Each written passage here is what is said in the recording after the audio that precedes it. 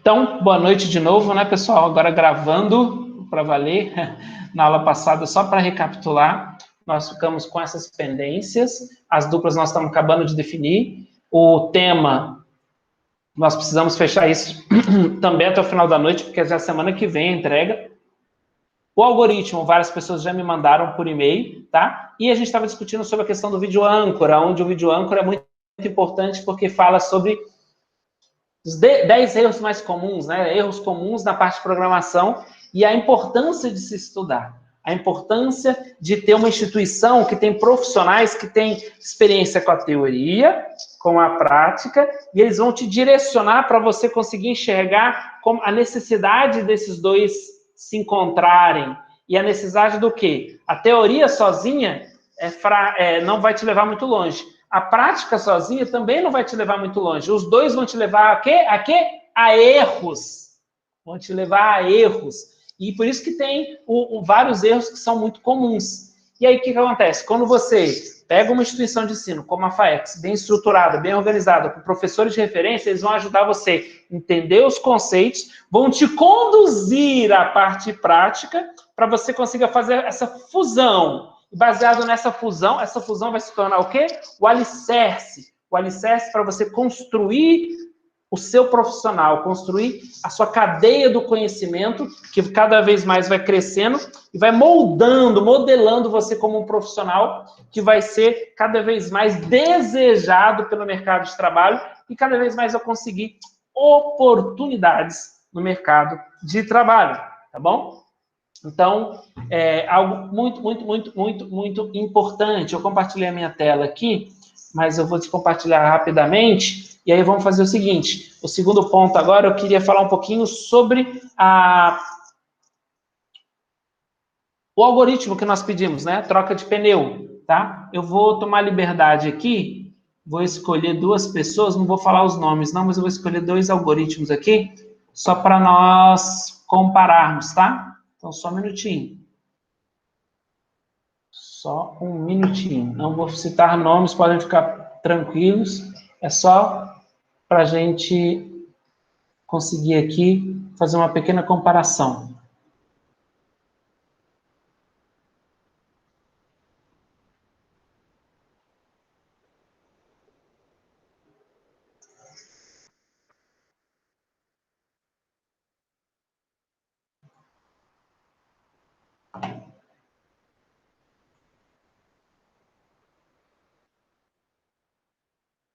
Lá, compartilha a tela aqui, outra tela aqui, e vamos lá.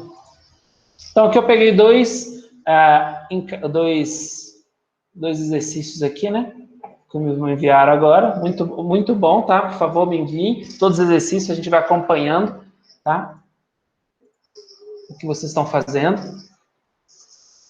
E principalmente isso mostra o quê? Que vocês estão correndo atrás, que vocês estão buscando, né? Estarem sincronizados. Então, aqui nós temos dois algoritmos, tá?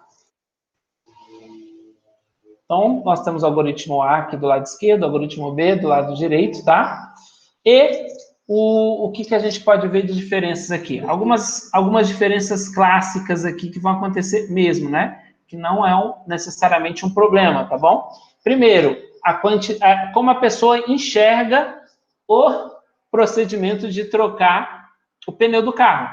Então, o algoritmo A, você viu que ele gerou aqui, ó, são 48 passos. Nós temos no algoritmo A 48 passos para a troca do pneu. No algoritmo B, nós temos 12 passos. Então, o algoritmo A, aparentemente, o aluno ou a aluna visualizou e quis fazer o quê? Ele quis ir na direção do que nós falamos na aula passada, que o quê? Um robô ou um computador, ele não tem inteligência própria. Ele faz o quê? Ele segue os comandos que nós passamos para ele. Então, o lado A, ele quis ser mais detalhado possível, ele quis pensar em todos os detalhes. O lado B, ele foi um pouquinho mais resumido, né? Ele criou uma visão mais macro, né? Então, vamos ver aqui o lado A rapidamente. Então, visualizar qual pneu está furado. Interessante, né? Identificar. Por quê? Porque Eu tenho um caso aí, desculpa, né, rir da tragédia dos outros, mas teve um caso que eu já fiquei sabendo, o rapaz entrou na cirurgia para operar o joelho direito, e aí apagaram ele, né, injeção, a pessoa toma, geral, aí de repente ele acordou, e aí falou, a cirurgia foi um sucesso, foi, beleza, que bom, aí olhou o joelho esquerdo que tinha sido operado, ai, desculpa, gente, não pode rir da desgraça dos outros, mas identificar qual pneu está furado é importante, né? Você não, ainda mais para uma máquina, a máquina não sabe olhar ali e de repente, então ela precisa identificar, precisa mostrar.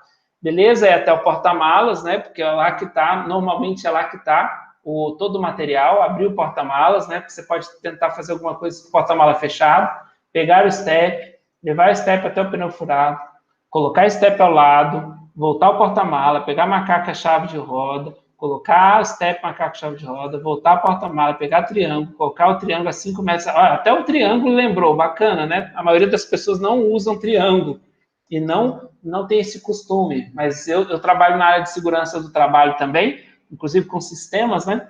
E essa parte de sinalização é algo obrigatório e é algo que salva muitas vidas. Fiquem atentos. Colocar o triângulo, né? Uma distância razoável, voltar o pneu furado, pegar o macaco, colocar com o macaco debaixo do carro, posicionamento, né? Dependendo de como você posicionar, se você posicionar errado, você vai estragar o seu veículo, ou não vai conseguir subir, ou vai subir com riscos. Levantar o carro, pegar a chave de roda, retirar as tampas dos parafusos, colocar as tampas ao lado, pegar a chave de roda, colocar a chave de roda, rodar a chave, ó, que legal, ainda tem até o sentido aqui. Colocar parafuso do lado do macaco para não perder, colocar a chave de roda ao lado do macaco, tirar pneu, colocar pneu ao lado.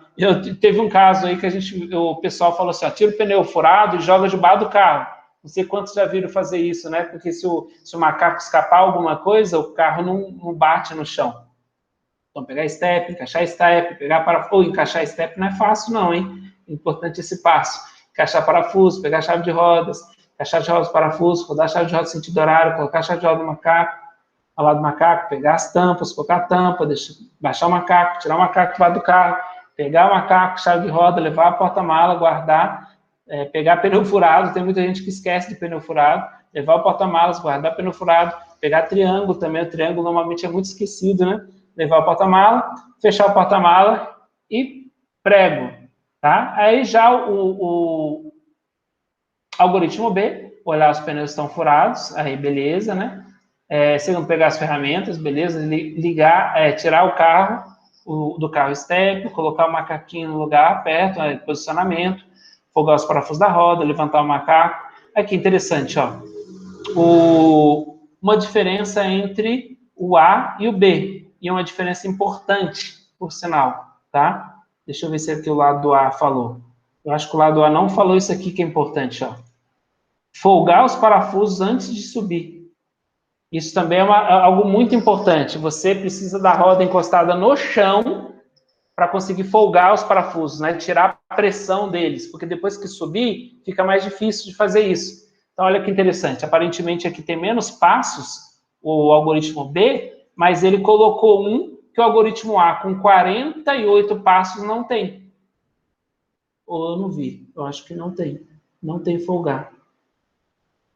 Não tem. Então, percebe como que uma visão resumida do algoritmo B já foi complementar a uma visão um pouco mais detalhada do algoritmo A? Que importância tem isso? Então, afogar, levantar o macaquinho à altura do pneu, sair do chão. Olha que interessante, né? Ter a altura certa. Não lembro se o lado de cá falou isso. Colocar o macaco embaixo, levantar o carro com o macaco, pegar a chave. Então, tá cá, levantar o macaco. Mas levantar até onde? Realmente, não sei quando se trocar o pneu, você consegue levantar o macaco e aí parece que o pneu vai sair, mas você vai tentar tirar, às vezes ele enrosca, fica difícil, né? Então, é outra observação interessante. Tira o parafuso, troca o pneu pelo step, colocar os parafusos, apertar o parafuso, tirar o macaquinho, guardar o pneu.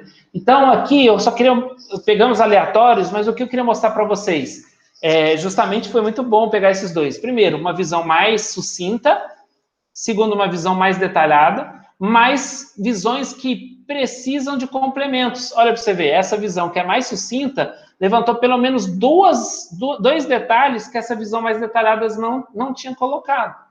Então, por que é importante? Agora, prestem atenção. Por que é importante todos os integrantes do grupo fazerem as atividades?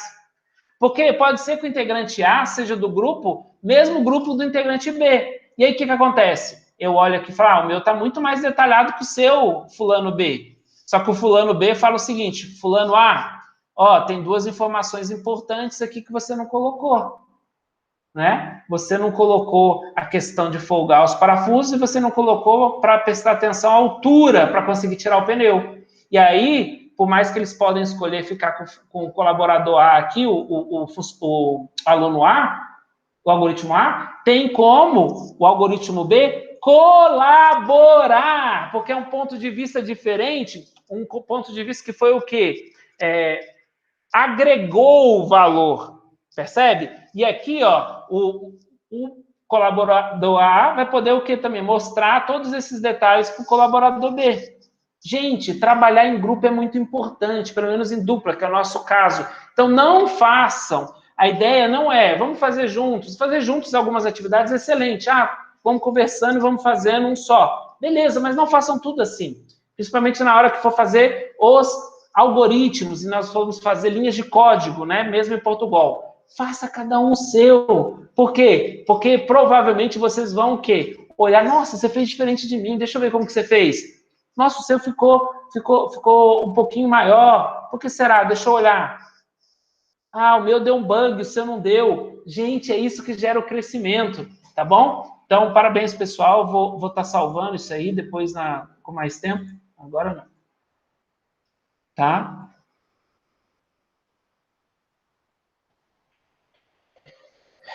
Tarará, tarará, tarará, tarará.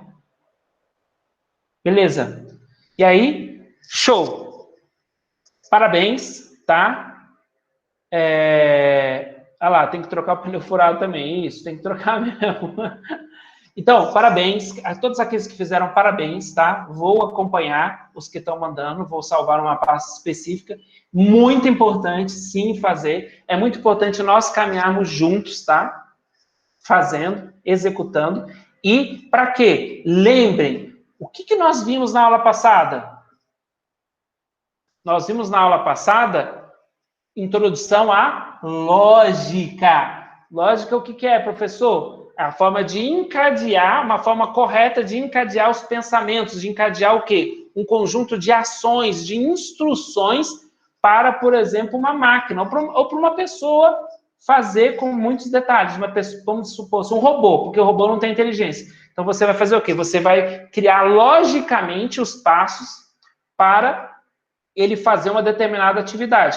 Mas o que vem essa lógica? Nós viemos com alguns comentários sobre lógica, né? Rodrigo é filho de Beatriz. Rodrigo é irmão de João. Logo, João é o que de Beatriz? Filho de Beatriz. Provavelmente, né? Pode ser que ele seja irmão por pai, né? Eu escolhi uma aqui, mas tem essas considerações mesmo. E aí vai entrar o quê? Logo na sequência dessa lógica, quando vocês começarem a amadurecer a forma de pensar lógica, a forma encadeada, a maneira de organizar o pensamento de vocês. Vocês precisam exercitar esses exercícios mais simples. Professor, você pediu para fazer como que frita um ovo. Pelo amor, né, professor? Gente, é você conseguir pôr a sua cabeça e organizar a linha de pensamento, organizar o quê? A forma das ações sequenciais e ações que são necessárias, isso vai ajudar você a crescer. Porque a base da programação está na onde? Na lógica. Então, vocês precisam, a primeira coisa que vocês precisam desenvolver é a lógica na cabeça de vocês, é o pensamento lógico, é a arte de organizar o pensamento de vocês de forma lógica, tá? Então, é muito importante, por mais que às vezes pareça muito simples, muito banal, bobo, não é. Não deixem de fazer, invista um tempinho nisso e parabéns a todos que fizeram. E vamos andar mais um pouquinho, tá? Olhamos um pouquinho para trás, que fizemos na aula passada, e agora nós vamos para frente, tá? Então vamos lá. Vamos ver um pouquinho da aula de hoje. O material da aula de hoje, logo que a gente terminar aqui, eu já disponibilizo todos eles para vocês, tá bom? Então vamos lá, dando continuidade. Boa. Paula.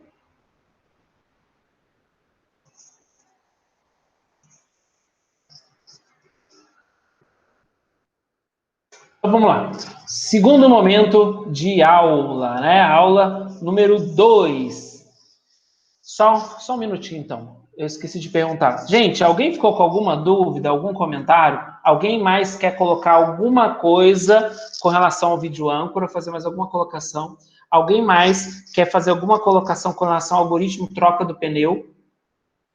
Tá? Que a gente viu 2 exercícios lá que foram feitos e a gente conversou um pouquinho. Algum comentário? Não? Então vamos lá.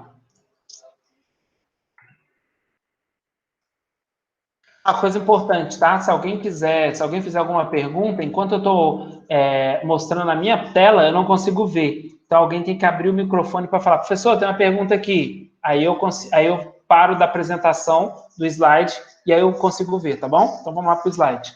Então, a partir de agora eu não consigo ver o que vocês escreveram, tá? Ô, professor. Oi. Qualquer coisa, se alguém falar, eu posso comentar com o senhor o que eles estão falando, aí o senhor dá uma olhada.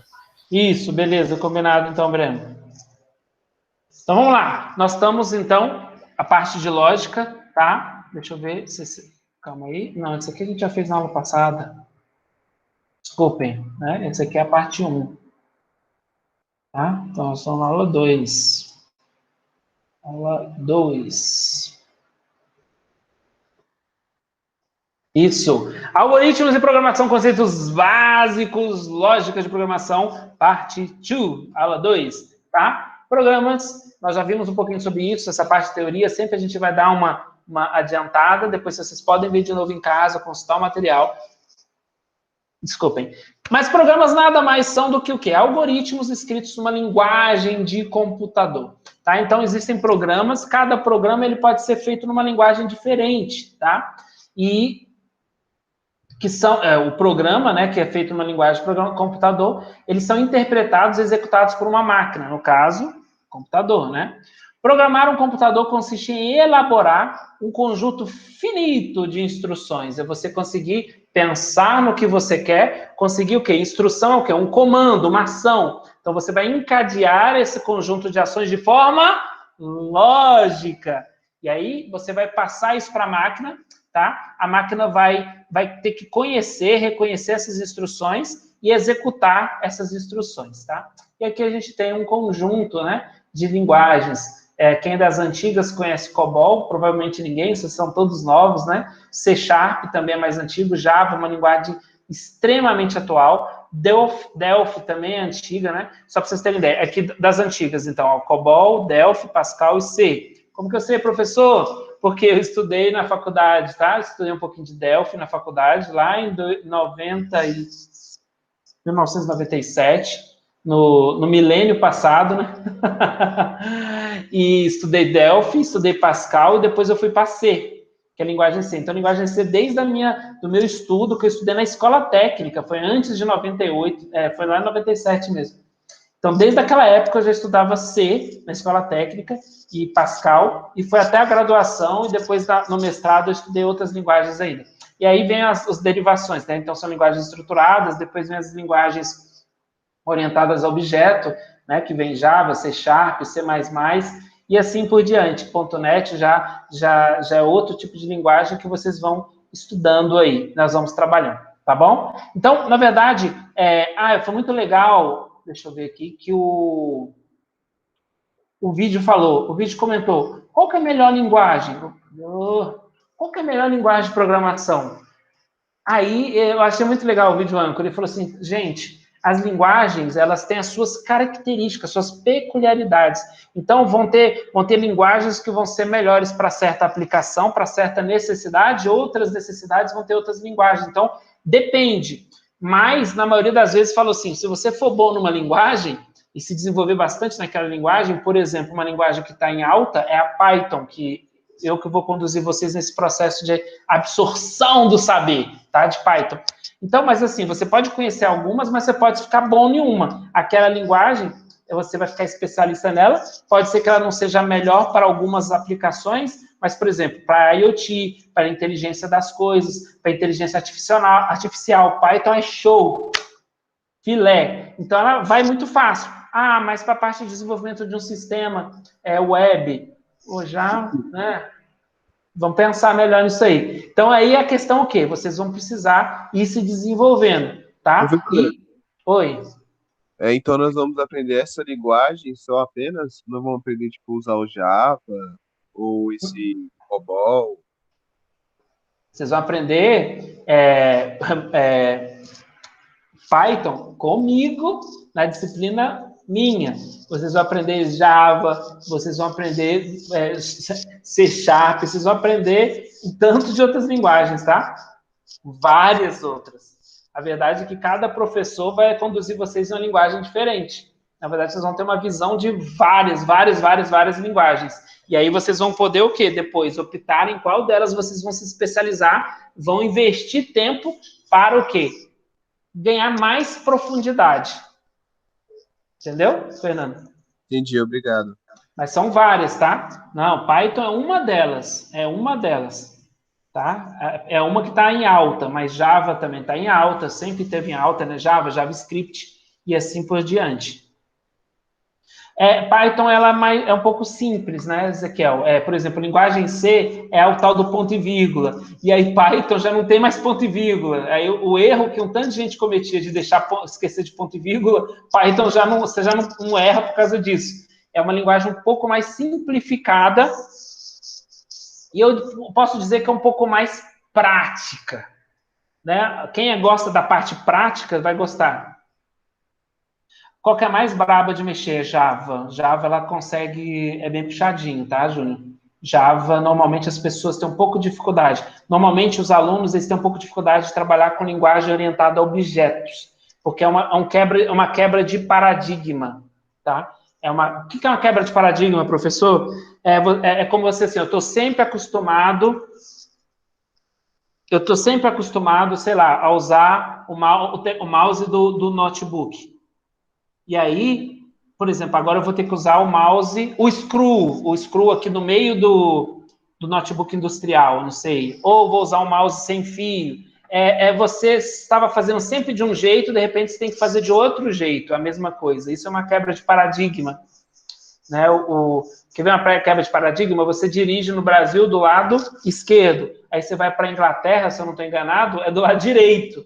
A mão que você consegue dirigir, qual que é a mão sua do carro? No Brasil, você dirige do lado esquerdo e a mão sua do lado direito, né? E isso inverte em outro país, é uma quebra de paradigma, né? Você vai dirigir do lado direito e a sua mão vai ser do lado esquerdo, um negócio que dá um choque na cabeça e você vai fazer a mesma coisa, que é dirigir, mas de uma forma diferente, seguindo outras regras, tá? Mas, por exemplo, Java é meio assim, desafiador, talvez, é uma palavra boa para a gente colocar, tá? Representação de algoritmos. Nós podemos representar algoritmos de maneira que achássemos melhor, desde que tal representação fosse bem estruturada, as palavrinhas, né, que nós estamos estudando, um tipo de linguagem estruturada e organizada. 2 tipos de representação mais usados é o fluxograma e o pseudocódigo. E aí já começa a fazer sentido, né? A disciplina da Leandro, ela vai acabar focando mais na questão de fluxograma, porque o sistema, o software que ele vai usar, o aplicativo que ele vai usar para conduzir vocês ao processo de aprendizado e a desenvolvimento dos conhecimentos, ele está mais conectado ao fluxograma, tá? O meu está mais conectado com o quê? Com algoritmo, com a questão do algoritmo em si mesmo, tá? O algoritmo que é o quê? Você montar a linha de instruções sequenciais. E pseudocódigo, que é um código, é um pseudocódigo. Ele, na verdade, não é uma linguagem de programação, mas é uma pseudolinguagem, vamos dizer assim, né? Que a gente vai conseguir usar uma linguagem chamada Portugal, instruções em português, né? Que vão estar vinculadas à programação. Tá, pseudocódigo, então. Falando um pouquinho mais sobre pseudocódigo. Escrever um algoritmo em pseudocódigo é uma forma muito utilizada por autores de livros que tratam de algoritmos, tá? É muito comum isso, pois dessa forma o leitor não precisa ter o conhecimento prévio de nenhuma linguagem de programação. Nos países cujo idioma principal português, muitos se referem ao pseudocódigo como Portugal, que é o que a gente acabou de falar. Então, a gente vai usar o português para começar a ter conhecimentos de uma linguagem de programação. É como se a gente tivesse uma base, né? Nós vamos trabalhar o conceito de algoritmo, aplicar no Portugal, que é uma ferramenta, para fazer um algoritmo e testar esse algoritmo em português, e depois, a partir disso, a gente tem uma maior facilidade para migrar e entender todas as outras linguagens de programação. A representação em pseudocódigo é bem simples, tá? E na maioria dos casos é o suficiente para se explicar um algoritmo. Claro que na prática vai ficar muito mais gostoso, por isso que já acredito que na semana que vem, tá? Então preste atenção no que eu vou dizer agora. Na semana que vem eu vou já disponibilizar para vocês os momentos que nós vamos ter a possibilidade de estar presencialmente na FAEX. Lembrando, professor, não consigo estar presencialmente. Fique tranquilo, vão ter pessoas presencialmente, mas, por exemplo, eu na minha aula, a minha aula é na frente do computador, usando o software que vocês vão poder instalar na máquina de vocês. É um software muito leve, tá? Qual que vai ser a diferença de quem vai estar presencialmente e quem vai estar remoto? Quem estiver presencialmente vai poder, por exemplo, me chamar na carteira. Aí eu vou pedir licença, vou ver, mas eu vou deixar para fazer esse atendimento VIP, mas na hora que todos estiverem fazendo, né? Desenvolvendo. E aí eu saio, vou lá, vejo um aluno, volto, vejo se tem alguma pergunta no computador, saio, vejo algum aluno, volto e vejo se tem uma pergunta no computador, aproveito uma pergunta que foi feita no aluno da sala, venho no computador, explico no computador para as pessoas que estiverem remotas estarem entendendo, tá bom? Mas não fiquem ansiosos, está chegando já o momento de nós começarmos a trabalhar com algum tipo de linguagem, com algum tipo de ferramenta para desenvolvermos, testarmos e assim por diante, tá bom? Estamos chegando lá, fiquem animados. Ô, professor, então dia 11 não é confirmado ou é confirmado? Deixa eu ver. Qual que é o dia 11 mesmo? Dia 11 está confirmado, isso mesmo. Semana que vem eu já libero, mas dia 11 já está confirmado. Nós já vamos começar. Com a minha disciplina, né? Fico muito Entendi, feliz. então dia 11 às 7, né? 7h15 e... 7h15 começa. Entendi.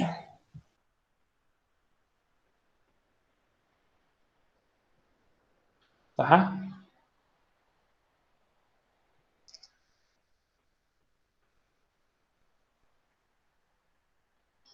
Então, vamos lá, vamos continuar.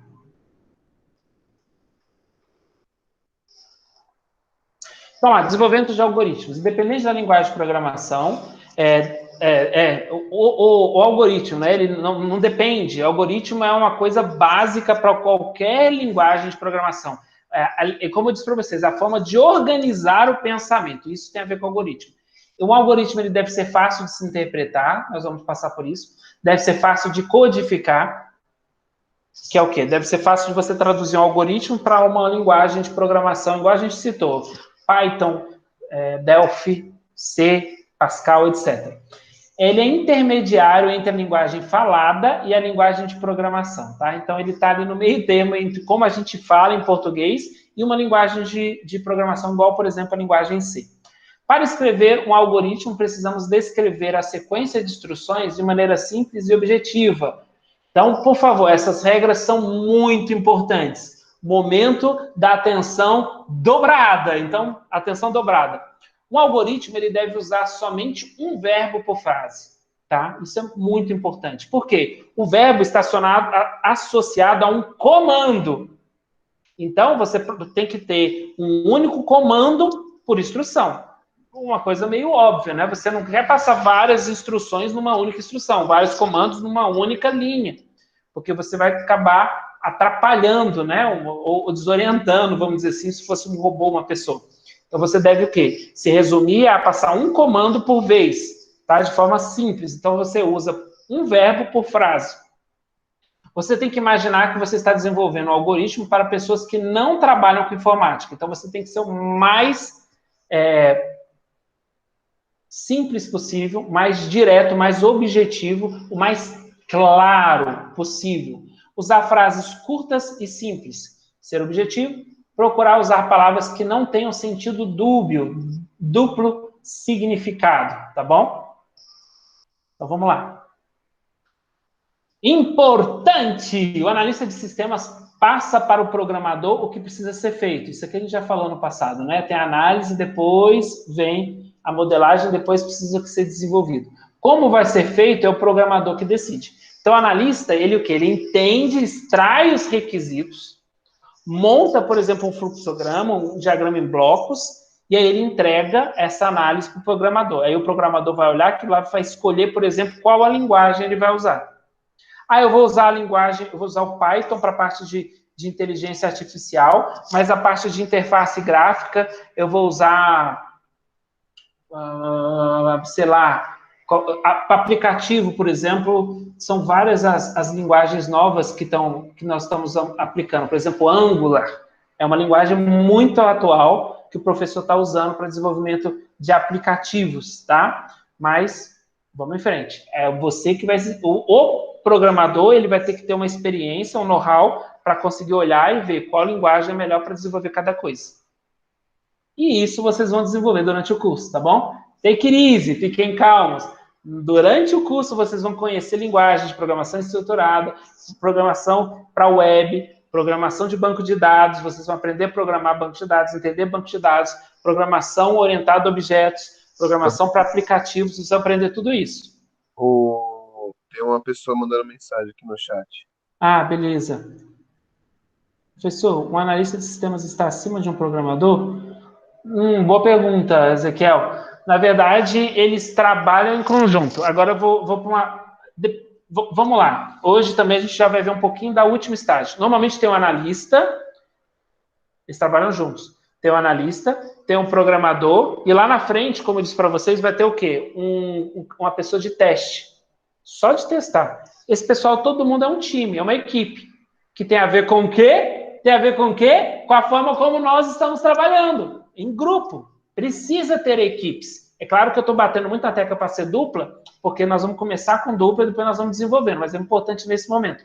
Mas eles três trabalham juntos. O analista, ele esmiuça, ele detalha e ele dá o quê? O formato e a cara para o programador. O programador vem, olha aquilo lá, segue todas as orientações do analista e desenvolve o sistema na linguagem que ele, programador, escolheu. Ele faz o quê? Ele entrega para uma pessoa que faz o teste. Por quê? Porque normalmente quem faz não consegue enxergar muito bem os seus erros. E aí tem um cara especialista em quê? Procurar defeitos, procurar bug, porque não pode ser o cliente que pode achar o bug. Tem que ser a própria equipe. Gente, claro, empresas pequenas, uma pessoa faz tudo. Vou dar um exemplo. Várias empresas aqui da região fazem isso. Não vou citar nomes porque é constrangedor, né? Mas a pessoa faz análise, o próprio programador analisa, o próprio programador monta o esqueleto, o fluxograma, o diagrama em blocos, o próprio programador escolhe as linguagens, desenvolve, e o próprio programador testa. E aí, na hora que ele entrega para o cliente, aí tem esses probleminhas aí, que pode ser que ele deixe passar algum erro, tá? Então, quais são as fases básicas de um desenvolvimento de sistemas, de um algoritmo, na verdade, que é o que a gente está tratando?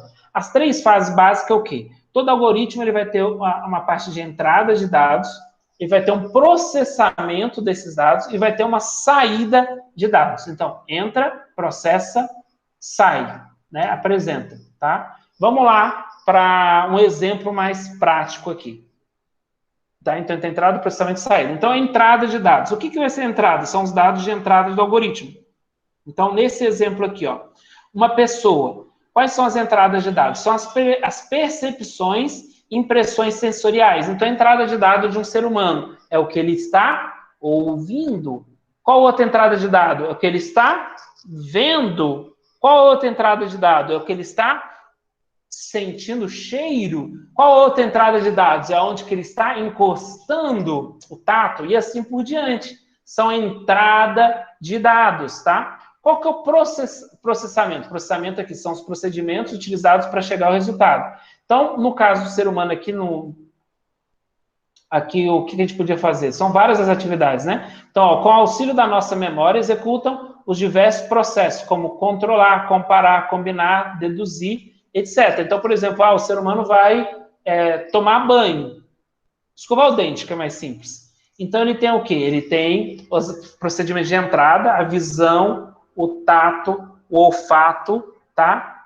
E ele usa esses sensores para quê? Para executar uma sequência de atividades, que é o quê? Primeiro achar a escova, pegar a pasta, aí você vai ter que largar a escova porque você pegou ela na hora errada, né? Estampar a pasta, aí sim você pega a escova, põe a pasta lá. Então tem uma sequência de ações que a gente vai chamar de processamento, tá? E aí tem uma saída. A saída é o resultado que a gente externa, né? São os dados já processados.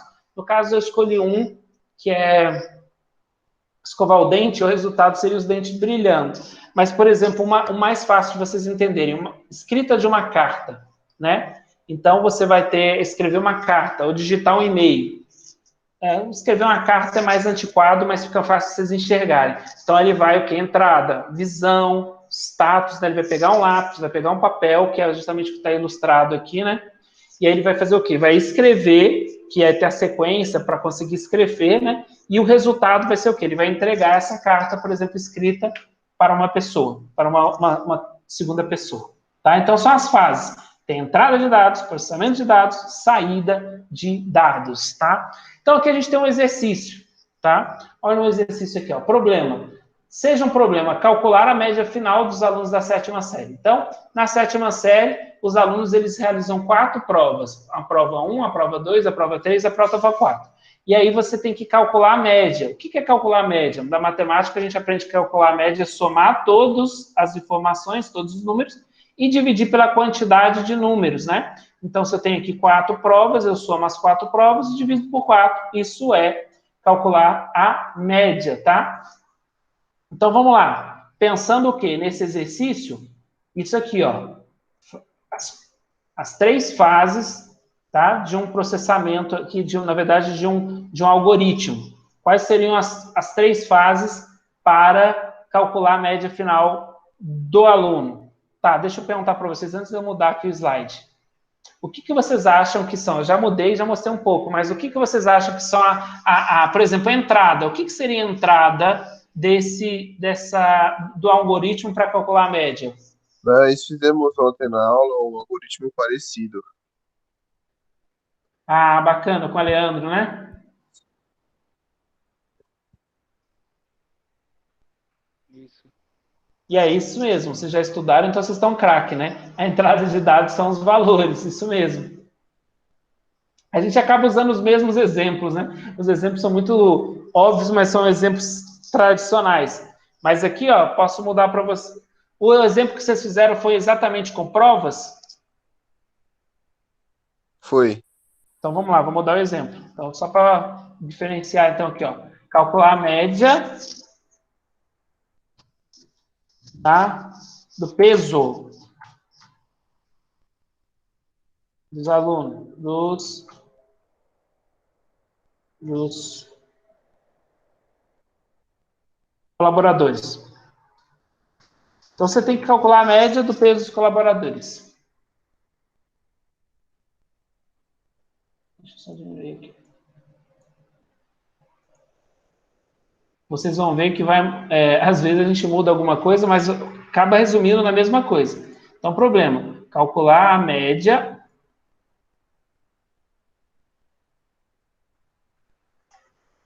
do peso dos colaboradores que atuam em uma academia, tá? Aí os colaboradores, na verdade,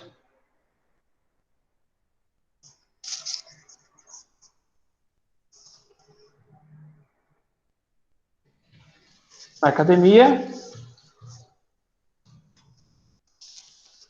são 4 colaboradores. Ah, professor, mas não é só média que a gente faz? Claro que não, não é só média que a gente faz, tá? Mas aqui a gente está colocando média aqui só para ficar algo mais simples e, na verdade, algo que a gente faz demais, tá? A média é uma conta que o tempo inteiro a gente está fazendo, tá? Então, aqui, por exemplo, calcular a média do peso dos colaboradores. Calcular a média do peso dos colaboradores que atuam em uma academia, né? Já que peso em uma academia é algo importante. Então, na academia são 4 colaboradores. Não vou pôr mais colaboradores porque aqui é uma imagem. E aí eu não vou ter que editar, isso aqui vai dar trabalho para fazer agora. E aí, para esse caso aqui, qual que seriam, de novo, mudei o exemplo, mas qual que seriam os dados de entrada? O Ezequiel já respondeu, são os valores, tá? E aí a gente vai o quê? Mesmo mudando o exemplo. Quais são os dados de entrada? Na verdade, agora os dados de entrada vão ser o quê? Os pesos. Aí você tem um peso 1, até já fica até a mesma simbologia, né? Os pesos de P1, o peso 1, os pesos P1, P2, P3 e P4. Qual que será o processamento? Somar todas as entradas, né, que são todos os pesos, e dividir por 4.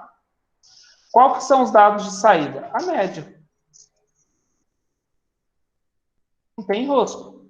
Então, ó, entrada, eu vou solicitar, a pessoa vai digitar o peso de 4 pessoas, os 4 colaboradores que trabalham na academia. Qual que é o processamento? Você vai pegar, somar os 4 pesos, tá? E depois você vai dividir o resultado por 4. Qual que é o dado de saída? É o resultado da expressão, que é a média final. Tá? Como que seria isso em um algoritmo? Agora que são elas. Como seria isso em passos estruturados, né? Então, você vai fazer aqui, ó. Receba, por exemplo, o peso do primeiro colaborador. Depois, você vai fazer o segundo passo, né? Receba o peso do segundo colaborador também. Segundo colaborador. Depois, nossa, professor, mas é assim, bobinho, assim? É, e é importante que seja assim, bem você conseguir enxergar. Receba o peso do quarto colaborador. Você tem que receber. Alguém tem que digitar esses pesos, né? E aí você vai receber. Some todos. Os pesos é um passo. Divida o resultado da soma por 4. Mostra o resultado da divisão. Tá? Então, aqui, ó. Como que a gente calcula a média final? Isso aqui é um algoritmo, tá, gente? Calma aí, professor, ainda não está claro para mim. Tá, vou só responder a pergunta. Isso, Ezequiel, o peso seria uma variável.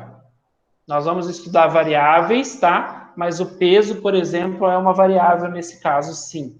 Tá? Nós vamos estudar um pouquinho sobre o conceito de variáveis logo, rapidinho. Nós já vamos estar lá. E aí, professor, não entendi ainda. Algoritmo? Não entendi. Então, algoritmo é o seguinte. Nós temos uma ação. O que eu quero? Eu quero calcular a média final dos pesos.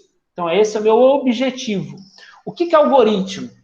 Passo a passo, lembrando, com um verbo por frase, objetivo, um verbo por frase na instrução, tem que ser uma frase curta, objetiva, clara, sem dupla interpretação. Então, vamos lá, eu quero calcular a média final do peso dos colaboradores. Primeira coisa que eu faço?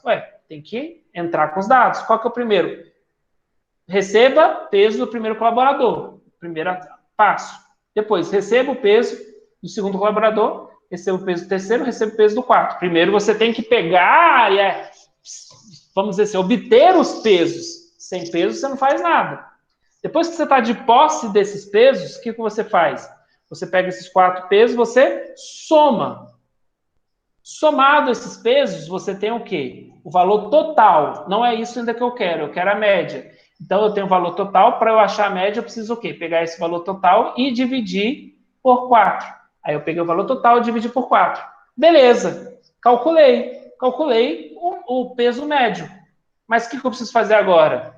Eu não posso ficar com essa informação para mim armazenada. Eu preciso apresentar. Eu preciso mostrar essa informação. Então é muito simples isso. Mas você precisa colocar a instrução de quê? Mostre o resultado. tá? Então, aqui você tem um algoritmo criado, né, de forma simples para nós fazermos, por exemplo, para calcular a média. E agora vem um conceito muito importante. Que conceito é esse, professor? Teste de mesa. Eu falei para vocês na aula passada, e esse conceito é muito importante, teste de mesa. Por quê? Porque nós vamos ter, como já foi dito, o analista extrai os requisitos, ouve o cliente, entende o cliente, entra numa sinergia com o cliente, faz as perguntas certas para o quê? Extrair as respostas importantes. Depois, ele estrutura, ele faz um fluxograma, ele faz um diagrama em blocos, ele mostra como o programa vai ser, ele faz um escopo detalhado, tá? Que isso tudo tem a ver com documentação também. Após isso, ele passa para um programador. Então, o programador vai pegar essa estrutura, que como se fosse um algoritmo também, bem mastigadinho, e ele vai traduzir isso para uma linguagem de programação. Inicialmente, nós vamos fazer isso em Portugal, que é um pseudocódigo, tá? Não é um código, é um pseudocódigo. E aí, esse cara vai desenvolver, vai fazer um programa que, por exemplo, calcula a média. Por final, nós vamos ter a equipe de quê? Que eu acabei de falar? Teste. E aí vem aonde nós estamos agora.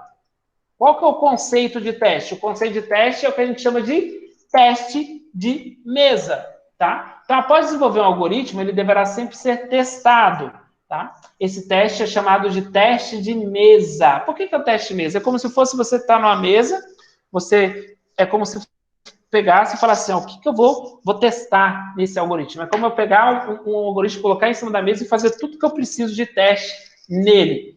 Então, as linhas do algoritmo devem ser enumeradas, tá? É o que a gente fez agora há pouco, né?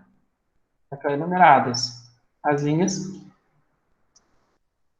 Criar uma tabela onde, tá? Uma tabela, normalmente um teste de mesa, ele está ligado com uma tabela. Cada linha são mostrados os conteúdos das variáveis do algoritmo e o número da linha executada, tá bom? Então, aqui, ó, eu tenho, por exemplo, um teste de mesa, tá? O que é um teste de mesa, professor? É um teste daquele algoritmo. Então, como que eu faço? Eu crio uma tabela, tá? Nessa tabela eu tenho o quê? Ó? Quando eu pedir para digitar o peso da primeira pessoa, eu vou salvar o peso, ó, nesse lugar aqui, ó.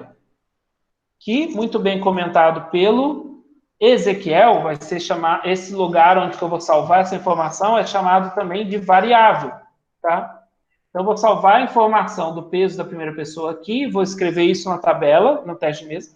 Vou salvar a segunda informação aqui, a terceira informação do peso da terceira pessoa aqui, a informação do quarto peso aqui. Na hora que o software fizer a soma, e eu vou calcular na mão essa soma, eu vou ver quanto que deu a soma desses valores. Por exemplo, aqui deu 35. E aí eu vou calcular na mão a média, quanto que deu. Por quê? Porque o teste de mesa nada mais é que o quê? Eu tenho que verificar quais foram as entradas de dado. Eu tenho que, o testador, verificar qual que seria a resposta correta.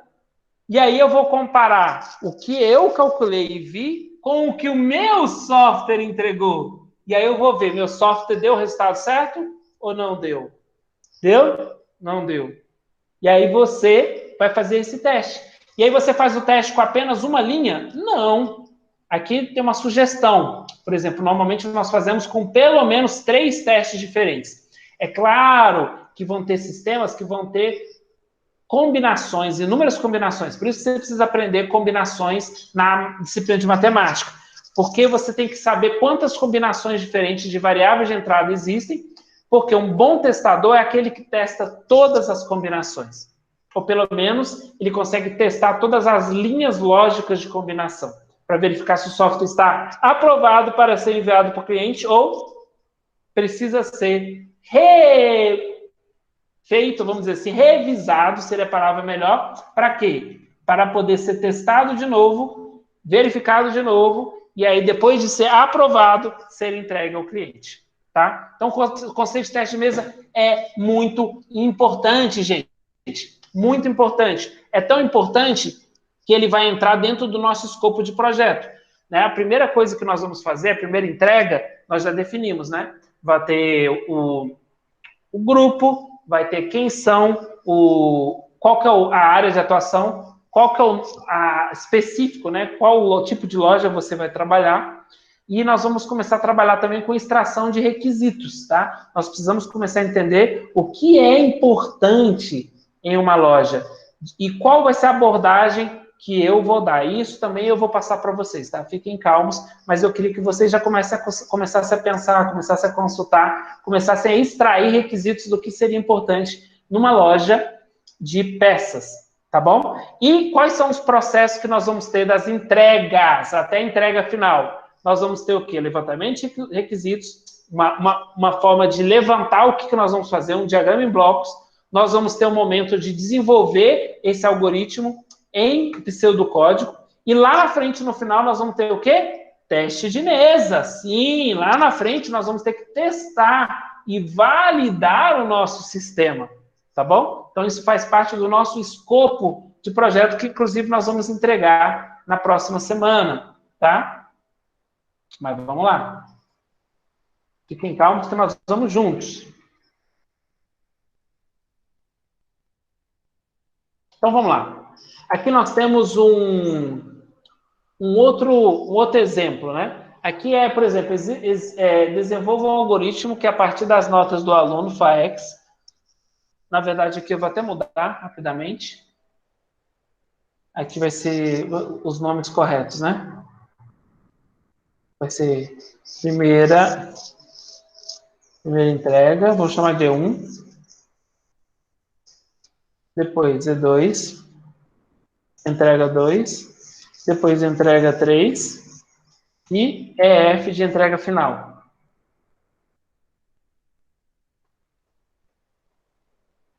Desculpem. Então, eu queria o que vocês fizessem agora para mim? Eu queria que vocês fizessem essa seguinte sequência aqui. Esse último aqui, infelizmente, nós não vamos conseguir fazer porque... na verdade, vamos fazer sim, só que isso não vai ser prático para nós, né? Eu faço o primeiro exercício levando em conta a frequência do aluno. Considera a entrada de 0 a 100, mais de 25% de falta gera reprovação. É que hoje isso não está funcionando, né? Isso funciona porque nossas aulas são presenciais. Mas vamos lá. Vamos fazer também, porque é importante a gente desenvolver isso aí. Tá? Então, o que eu queria que vocês fizessem agora? Eu vou dar 10 minutinhos para você, mas eu vou mostrar para vocês como que a gente funciona aí. Na verdade, aqui, a nota final do aluno, aprovado ou reprovado.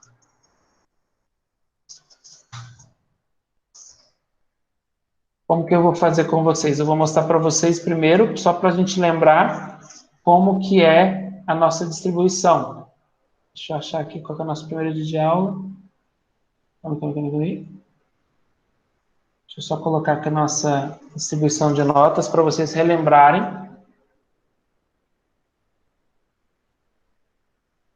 Então, tá aqui a nossa distribuição de notas, tá? A primeira fase, anotem aí, eu vou anotar aqui também, ó, só para depois passar para vocês. A primeira fase são 10 pontos, a segunda fase são 30 pontos, então é de 0 a 10, a segunda é de 0 a 30, a terceira fase é de 0 a 40, e a quarta fase, que é a entrega final, que a gente vai chamar de entrega final, são de 0 a 20 pontos, tá? Esse é o formato. Então, eu vou escrever para vocês aqui no cantinho também. Então, a primeira, a E1, vai ser igual a 10. Estou escrevendo aqui no cantinho. E2 vai ser igual a 30. E3 vai ser igual a 40. Vai aumentando, percebam, né? O valor das notas vão aumentando, tem um ápice na terceira entrega, depois cai um pouquinho na última entrega, que é a conclusão. A EF, que é a entrega final, que é a apresentação final do projeto, vale 20 pontos. Então, aqui nós temos a combinação, tá? Aqui nós temos o quê? Só para a gente relembrar. Uma nota final, que a gente vai chamar de NF, maior ou igual a 60 pontos, isso gera aprovação. Tá? E uma NF menor que 60 pontos gera uma reprovação. coloquei aqui no quadro para a gente fazer isso aqui, tá bom? Então, eu queria que a gente fizesse esse exercício. Ah, professor, ainda não entendi direito, tá? Mas como que você vai entender direito, tá? Você precisa tentar fazer. Deixa o 3 para depois. O 3 a gente vai tentar fazer depois em casa e a gente vai revisar isso na próxima aula. Mas, o que eu queria que vocês fizessem? Desenvolvam um algoritmo, tá? Algoritmo, o que é algoritmo? Tome como referência esse aqui, ó. Opa. Esse aqui, ó. Tome como referência esse algoritmo, tá? Vamos copiar e escrever para vocês? Vou copiar e escrever aqui no cantinho, porque vocês estão sem a cola. Tá, mandei a cola para vocês. Lembrando que precisa ter o número, tá? Então,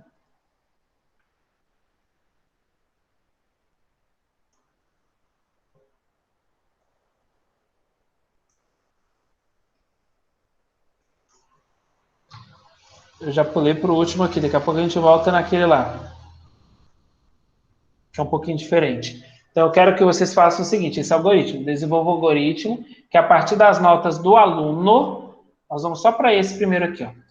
FAEX, né, que é 1, E2, E3, EF, ele gera o resultado do aluno, que é a nota final, e depois ele fale se o aluno foi aprovado ou reprovado. Tá? Gostaria que a gente fizesse isso aqui. Só o número 1 aqui, ó, por favor. Vamos tentar fazer. Depois a gente vai voltar aqui nesse aqui. Tá bom? Vamos lá, então? Então, ó, são 8h34. 8h34. Então, eu quero que vocês... Vamos dar 6 minutinhos? 6 minutinhos, tá? Seguindo essa lógica que a gente passou aqui. Então, até as 8h40. Até 8h40, vamos fazer esse algoritmo aqui, tá? Vocês podem fazer, e aí 8h40 eu volto para a gente corrigir. Aí depois a gente vai pensar juntos o que seria o teste de mesa, né? Aí eu vou deixar um tempo para vocês pensarem o que seria o teste de mesa, e aí a gente vai e caminha mais um pouquinho, tá bom?